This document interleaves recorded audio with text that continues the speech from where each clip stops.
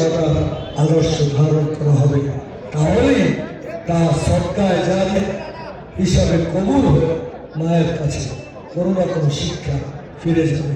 যে কারণে মা কবর এবং দুনিয়া থেকে যে ছোটখাটো পাপ করেছে সেটা মাফ করে দিয়ে তাকে জান্নাতের মেহমান হিসেবে আল্লাহ গ্রহণ করে।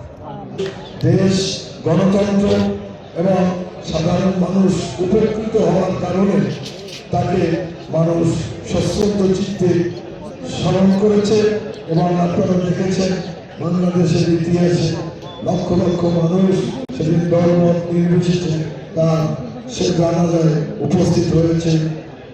30শে ডিসেম্বর দীর্ঘ প্রায় 2 মাস চিকিৎসাধীন থাকা অবস্থায় ঢাকার এবার হাসপাতালে শেষ চিকিৎসা ত্যাগ করেছেন। আমরা জাতীয়তাবাদী দলের প্রতিটি অঙ্গ সংগঠন থেকে শুরু করে জাতীয়তাবাদী দলের প্রতিটি পরিবার এমনকি দেশ এবং দেশের বাইরে সকল মানুষ আমরা অত্যন্ত ভারাক্রান্ত, অত্যন্ত শোকাহত।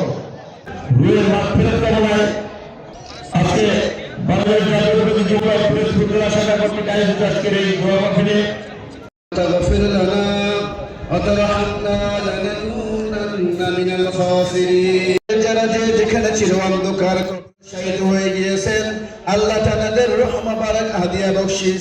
3বারের প্রধানমন্ত্রী আল্লাহর উসিলা করে তাকে আপনি জান্নাতুল ওয়াফু আন্না ওয়াগফির লানা নিপীড়ন সহ্য করেছে আল্লাহ। কোরআন খতম করা মুহাম্মাদুর রাসূলুল্লাহ।